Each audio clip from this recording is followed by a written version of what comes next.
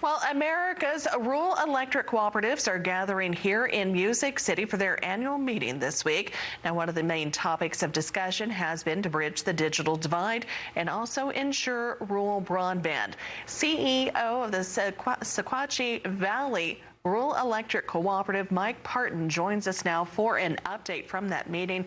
And Mike, certainly it sounds like it's already been a busy week and you guys are still rolling. Absolutely. We're just getting started here in Nashville. A lot of folks. We've got about 10,000 folks in town. Oh, wow. So co-ops, you guys are working to access funding for broadband equity. Give us kind of a little insight there. Yeah, so the federal government put out in the infrastructure bill $42.5 million, or $42.5 billion, excuse me, to go towards broadband equity and expansion and deployment all across the country.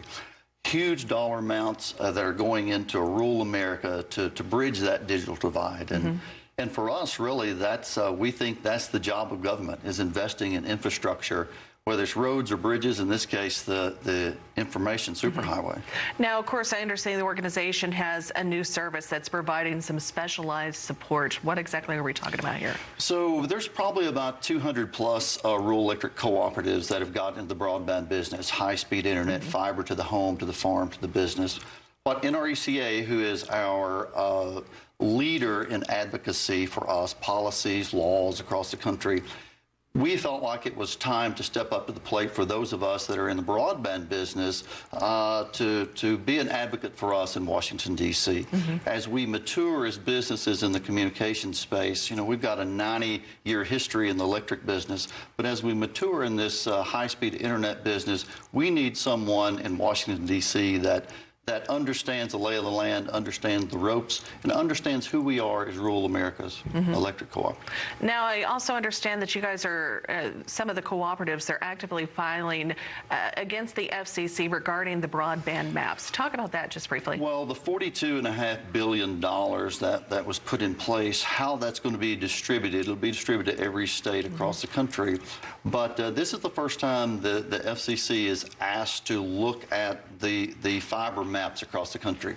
And so it's a big undertaking for us. So where the money is going to be distributed depends a lot on how accurate these maps are.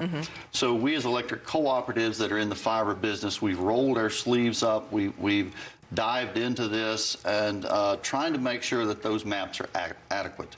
Trying to make sure they're exactly service is where the maps say they're service. Is the FCC receptive to the insight that you guys bring from rural America? Absolutely. They want to make sure that the money goes where it needs to go. They want to make sure there's no discrepancies in the information, no discrepancies that someone says service is here, but it's actually not. And for us, as rural electric cooperatives that are in the business, you know, we don't answer to stakeholders. We don't answer to stockholders. We answer to stakeholders, and it's important to get this right. All right. Well, we appreciate you taking the time to sit down and join us. Good time, good conversation. Of course, important meetings taking place. Thank you.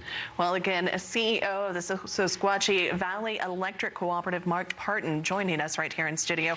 Again, the Rural Electric Cooperative meeting underway this week in Nashville, Tennessee.